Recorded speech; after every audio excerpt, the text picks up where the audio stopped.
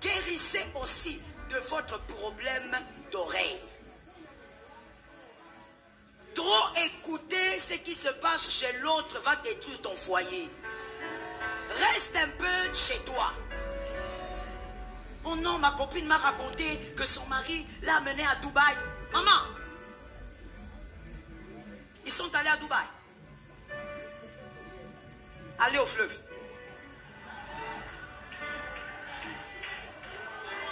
J'ai parlé ou je n'ai pas parlé? Tu sais pourquoi tu as fait ce sourire? Tu te dis, maman, Dubaï, fleuve. Attends, mais pourquoi toi tu crois qu'il faut seulement aller à Dubaï pour être heureuse? Parce que la société t'a fait croire qu'il faut une certaine vie pour être heureuse. J'ai l'habitude de dire, et je vais te le dire aussi, Facebook est un mensonge. Facebook, qu'est-ce que j'ai envie de dire? Les photos là que vous admirez là, mensonge. Madame, mademoiselle, madame précisément, tu vas détruire ton foyer pour des choses qui n'existent pas. La femme a une manie, je parle ou je laisse. La femme a une mauvaise manie, celle de vouloir faire miroiter ce qui n'existe pas. Surtout si elle n'est pas transformée par le Seigneur. Lorsqu'elle constate que l'autre souffre, elle va commencer à te raconter des choses pour te faire croire qu'elle vit mieux que toi. Oh, mon mari m'a acheté une robe à 200 $. Son mari ne l'a rien acheté du tout. Depuis 4 ans, son mari ne lui a pas acheté même un calbar. Il y a des adultes ou il y a des enfants ici? Il y a des adultes, hein? Non, mais tu sais, et toi tu es comme ça. J'étais avec ma copine. Elle m'a dit que son mari lui a offert une voiture. Moi je suis avec toi depuis des années. Tu risques de vouloir que ton couple ressemble à un mirage. Est-ce que quelqu'un m'a entendu? Voilà pourquoi il est important qu'une femme mariée ne donne pas ses oreilles à n'importe quoi. Si l'autre te parle de son bonheur, dis-lui gloire à Dieu. Ton couple n'est pas son couple. Il va à Dubaï, je dis toi va au fleuve. À chacun son bonheur. Son mari a les moyens d'aller à Dubaï, gloire à Dieu. Et puis il y a une autre, permettez-moi, il y a encore une autre sottise que j'ai vue sous le soleil. Que quelqu'un me dise sous le soleil. Madame, toi tu es mariée il y a 3 ans. Mais tu es en train de faire la pression à ton mari parce que ta copine qui a épousé un homme qui a l'âge de son papa t'a dit qu'on lui a acheté une hammer. Tu veux aussi que ton mari avec qui vous avez fait 3 ans t'achète une hammer. Tu compares un jeune homme qui commence la vie avec un papa qui a bientôt fini.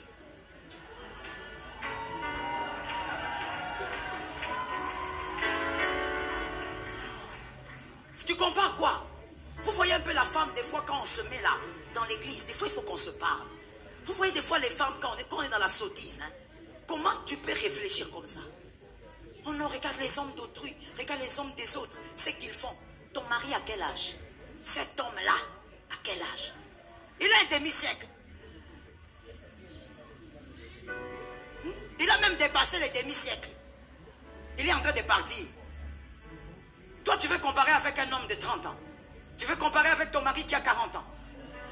Tu vas détruire ton foyer à cause de l'écoute. Quand vous sortez de l'église, tu es là en train de regarder. L'autre est monté dans quelle voiture? Laisse-les monter dans leur voiture. Montez sur la moto à 2. Partez avec joie. Partez avec... Oh! Remasata. Partez avec joie. Je pose la question. Qui connaît les films de Chuck Norris? Voilà les enfants qui sont nés en 2000. Vous ne connaissez pas Chuck Norris? Toi, tu connais seulement qui? Travolta. Toi, Chuck Norris, les vrais acteurs là. D'ailleurs, à l'époque, on disait Chuck Norris. On n'entendait pas bien. Oh, c'était Norris. Frère, ma soeur, fais le système de Chuck Norris. Prenez la moto. Dis à ton mari, chérie, moi je monte et puis toi tu sois derrière. Pour la sécurité. Allez en paix là où vous allez. À chacun son couloir. À chacun son bonheur.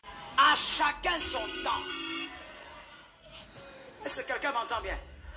Si toi aussi tu es mari, tu dis oui, moi je suis mari, j'ai la bénédiction de la virginité, j'ai ma bénédiction d'une grossesse exceptionnelle, c'est bien. Mais tu vois Marie, malgré cette grossesse exceptionnelle, il y a des malaises que tu ne pourras pas parce que tu es trop jeune. Mais il y a des douleurs qu'Élisabeth va supporter parce qu'elle a grandi.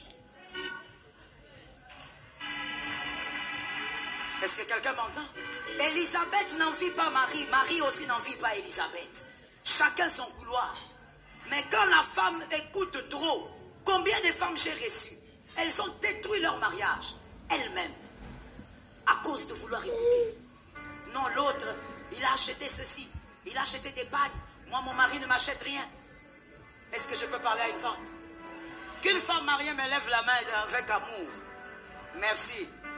Maman, tu n'es plus mariée. Je dis ceci. Arrête d'être choqué parce que le mari n'achète pas. Si l'autre achète, gloire à Dieu, Dieu l'a béni avec un homme qui lui achète des choses. Si toi, ton mari, il est un peu façon, tu n'avais pas bien, bon, tu avais choisi comme il est là. Et puis, il ne t'achète pas. Maman, voilà pourquoi je dis, une femme, tu as un cerveau. Je parle. Une femme, tu as.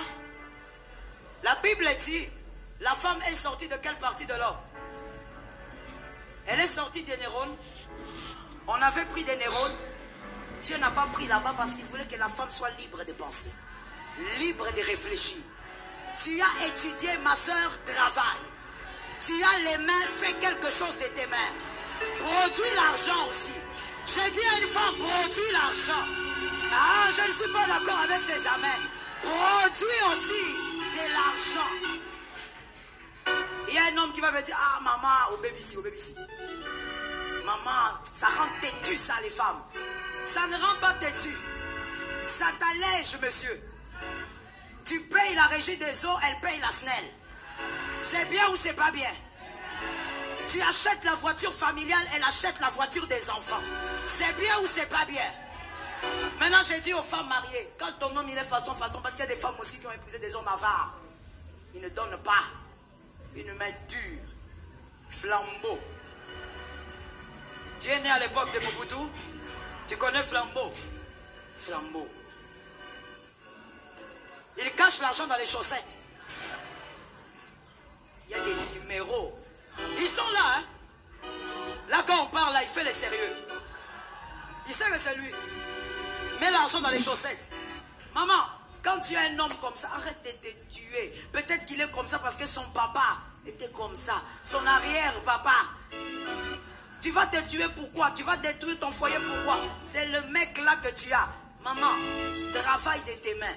Lorsque tu veux quelque chose, donne-moi un sac.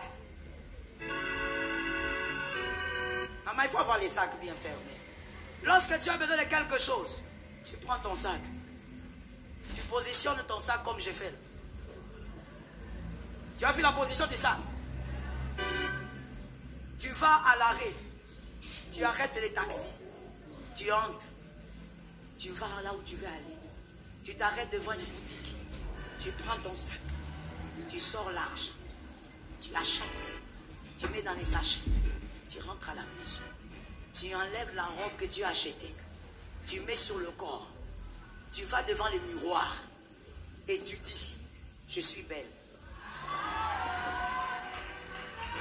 Est-ce que quelqu'un m'entend? Oh non, je suis frustrée, maman. Il oublie mon anniversaire. Maman, jusqu'à aujourd'hui, toi, tu comptes sur ça.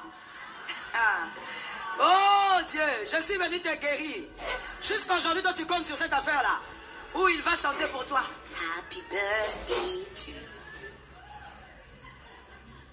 Dans les fiançailles, il va chanter. Après 2 ans de mariage, il va chanter. Après 4 ans, il va chanter. Après 7 ans, il commence à confondre et ton anniversaire et l'anniversaire du voisin. Maman, sois capable de travailler de tes mains. Travaille avec ton cerveau. Produis l'argent pour ta famille. s'il a oublié ton anniversaire, tu vas commander les gâteaux toi-même. Et quand on te demande, on écrit quoi? Tu donnes ton prénom. On met ton prénom. Tu récupères les gâteaux le jour de ton anniversaire. Tu mets sur ta table. Quand il vient, tu dis, chérie, tu as oublié. Chante maintenant pour moi, les gâteaux est là. Mon frère, ma soeur, certaines frustrations se règlent avec la maturité. Certaines frustrations aussi sont des frustrations de la paresse. Tant que tu seras paresseuse, tu seras frustrée. Est-ce que quelqu'un m'entend bien? Laisse-moi terminer. Je ne sais même pas si j'ai débordé. Laisse-moi dire ceci. Il y a 3 types de foyers. Le premier type, c'est le foyer qui ressemble au foyer d'Adam qui retrouve sa cote. Vous avez épousé vraiment l'homme, la femme de votre destinée. Parce que c'est une réalité qui existe. Moi, je n'appelle pas ça trouver. Moi, j'appelle ça retrouver. Adam avait retrouvé sa cote. La femme, l'homme de votre destinée. Lorsque Dieu vous met ensemble, c'est vraiment la personne qui vous complète. Et c'est une grâce. Et généralement, les personnes qui sont tombées sur cette grâce sont tombées dessus parce qu'ils ont su écouter Dieu. Ils ont su obéir à Dieu. Mais il y a aussi un deuxième type. C'est justement de Léa et de Rachel. Vous vous mariez, écoutez-moi bien s'il vous plaît, écoutez bien la nuance. Vous vous mariez à la personne qu'il ne fallait pas, puisqu'il y a l'homme de la destinée. Il peut donc arriver que vous puissiez vous marier à la personne qu'il ne fallait pas, mais qui n'est pas une mauvaise personne. On peut se marier à la femme qu'il ne fallait pas, parce qu'on n'a pas écouté Dieu, mais cette personne n'est pas forcément mauvaise. C'est-à-dire qu'il suffit un bon encadrement et vous allez avancer. Il suffit qu'on vous équipe bien et vous allez avancer. Vous pourrez avoir Judas et Lévi. On peut donc épouser une personne que Dieu n'avait pas réservée pour vous, mais qui n'est pas forcément une mauvaise personne. L'encadrement peut vous aider à aller de l'avant. Mais s'il vous plaît, du célibataire qui sont, ne tombez pas dans ce cas. Et il y a la 3e catégorie, la plus néfaste. Le couple qui ressemble à Jézabel et Akab. Jézabel et Akab. Akab était roi, il a épousé Jézabel. Ces genres de personnes existent. On n'aura peut-être pas le temps d'en parler dans les séminaires, mais Jésus fera grâce. Les genres de personnes à ne jamais épouser existent. Vraiment des mots. Il entre dans ta vie, détruit ta vie. Il entre dans ta vie, détruit ta destinée. Non, ce n'est pas qu'il... Non, lui ne fait pas exprès. Ça veut dire qu'il fait même certaines choses expressement. Les Jézabel. Hommes comme femmes existent. Et malheureusement, il y a des gens qui sont dans cette 3e catégorie. Il a épousé quelqu'un. Oh, laisse-moi te parler d'un cas que je connais. Parmi tant d'autres. Un homme qui va épouser une femme. C'est pourquoi je dis aux célibataires, avant de vous marier, Dieu donne toujours des signes qui vous montrent que c'est bon. Et d'autres qui vous montrent que ce n'est pas bon. Si toi tu choisis d'être aveugle, c'est là que tu vas tomber dans le trou dans le mariage. L'amour n'est pas aveugle. Ayez des yeux et voyez. Cet homme, Dieu lui avait donné des signes. Par exemple, toute la famille de l'homme était contre. Toute la famille, écoute-moi bien, de la femme était contre. Vous avez entendu? Ils n'étaient pas contre que leur fille épouse l'homme. Ils étaient contre que l'homme épouse leur fille. C'est-à-dire les gens de famille qui disaient à l'homme, monsieur, tu n'as pas trouvé d'autre fille. Notre fille là, laisse-la. Tu vas souffrir. Avez-vous déjà vu une belle famille comme ça? En train d'exhorter le garçon à ne pas prendre leur fille. Je te raconte une histoire vraie, cache, écoute-moi, jeune homme. Puisque c'est un jeune homme qui s'est retrouvé dedans. Les Jézabel existent, les personnes à ne jamais épouser. Ça veut dire quand tu le rencontres dans la vie, demande au Seigneur de t'aider d'aller loin. Ce sont des destructeurs de destinée. La belle famille a dit à ses garçons, papa, nous chez nous là, on fait le mariage, mais toi tu n'as pas vu quelqu'un d'autre, c'est notre fille ici. Tu vas souffrir. Le garçon dit non, moi c'est elle que je veux. Contre vents et marées. Le pasteur d'ailleurs était devant un dilemme. Il a dit non mais mon fils, comment toi tu veux te marier? Ta famille n'est pas d'accord. Même la famille de la fille commence à t'exhorter. Tu ne vois pas que c'est quelque part un signe? Non papa, moi je l'aime. Ah, lorsqu'on est amoureux, on est toujours convaincu. Ce n'est pas de la conviction, c'est de l'amour. Tu es amoureux et tu te dis, c'est ça ou rien. Cet homme s'est marié, monsieur. Il a eu son premier enfant. Deuxième enfant, en fait, deuxième grossesse. Il remarque seulement que le petit frère dans la maison, ça veut dire son petit frère à lui, l'homme, le petit frère dans la maison devient un peu trop envahissant. Et des fois même, il pique des crises de jalousie.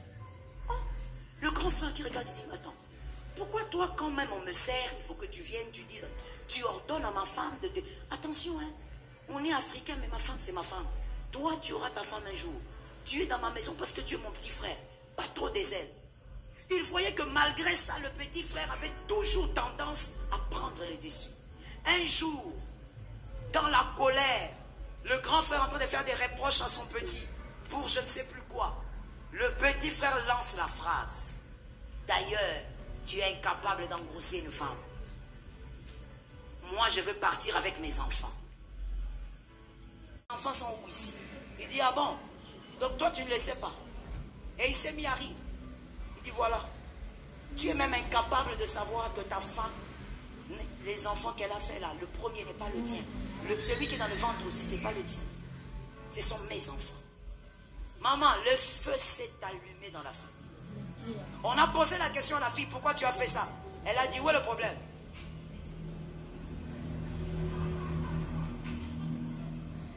Elle a dit quoi? On a dit à la fille, mais est-ce que tu veux détruire, surtout la famille de l'homme? Tu veux détruire notre famille? La fille qui dit, de toutes les manières, moi j'ai épousé celui-ci. Et puis, je couche avec celui-là. Si vous trouvez que c'est un problème, faites comme vous voulez. Est-ce que tu vois le genre de personnes? Tu vois le genre des cœurs et d'esprit. Ça veut dire que c'est quelqu'un qui a envie de vous détruire et ça ne lui dit rien. Et il y a des gens comme ça. Pour la fin de l'histoire, mon frère, évidemment, le grand frère a divorcé. Mais le petit frère aussi n'est pas resté avec elle. Tous ont perdu la fille. Pourquoi? Ce n'est pas eux qui ont choisi. Elle-même, elle a décidé de partir. Et quand on m'a parlé de ce cas, quand le garçon me parlait, je lui ai dit, cette fille est partie pour aller chercher une autre victime. Elle a un mauvais cœur. Mon frère, tu dois savoir ça. Il y a des femmes, des hommes, quand vous les voyez, sont habillés comme vous, mais déchets s'appellent. Des personnes qui sont mauvaises à un point. Si Dieu lui-même ne parle pas, elles ne changeront pas. Ce sont les destructeurs de destinée. Que Dieu t'épargne de ce genre de personnes. Que Dieu ne mette jamais sur ton chemin célibataire ce genre de personnes. Que Dieu ne permette pas que tes enfants rencontrent ce genre de personnes. Oui. Est-ce que quelqu'un m'a donné un amen? Que Dieu t'aide à rencontrer la personne qu'il faut si tu es célibataire. Et monsieur, madame, malgré le problème, soyez capable de résoudre vos problèmes avec le Saint-Esprit. Je peux parler pour terminer? C'est un conseil maintenant. Un conseil très gratuit.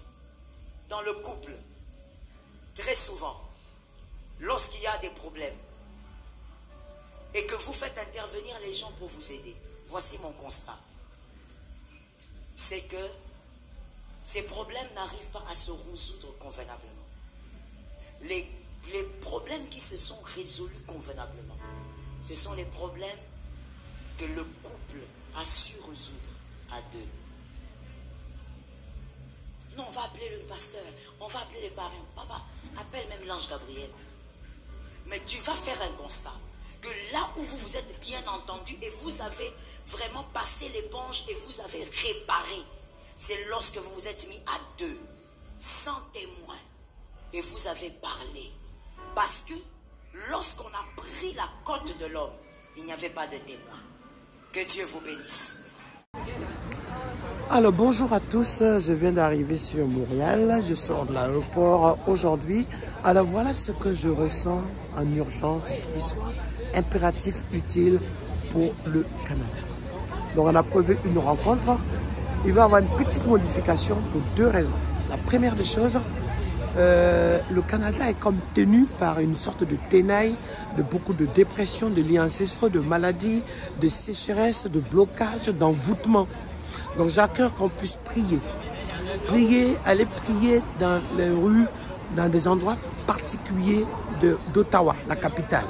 Et deuxièmement, la rue Sainte-Catherine, quelques lieux aussi sur lesquels nous devons prendre autorité, prier pour libérer ce Québec-là.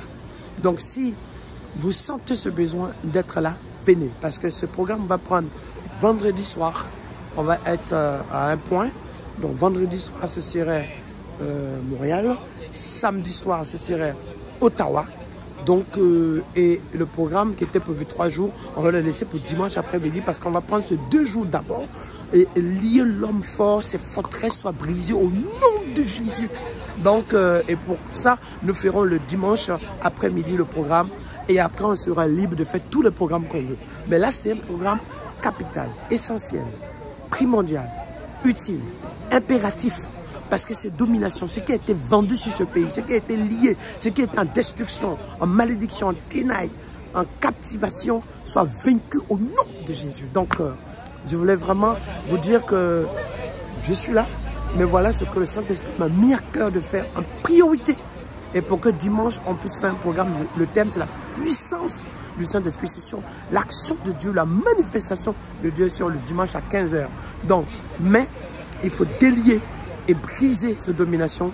Donc vendredi soir, vendredi nuit à partir de 18h30, on va commencer. Et samedi 18h30 à Ottawa. Et vendredi 18h30 à Montréal. Donc, alors rapidement, envoyez-moi vos messages pour dire « Pasteur Marcel, je veux participer, je veux y être. S'il faut prendre quelques bus, il faut louer un bus, je suis prêt à ce que vous rejoigniez l'équipe pour qu'on puisse le faire ensemble. » Donc, le temps pour que le Québec, le Canada vibre. Je sais qu'il n'y a pas longtemps, vous voyez, le pape est passé ici, les autorités sont en réflexion, tout le monde, il y a un engouement, il y a une histoire qui ressort, il y a plein de blessures. Le temps est venu pour que Jésus de Nazareth soit en œuvre dans ce pays. Alors si vous êtes prêts, rejoignez-nous, nous allons le faire ensemble. Vite ensemble, l'heure du Québec a sonné. Badaboum! Yes! Au nom de Jésus de Nazareth. Aïe, aïe, aïe.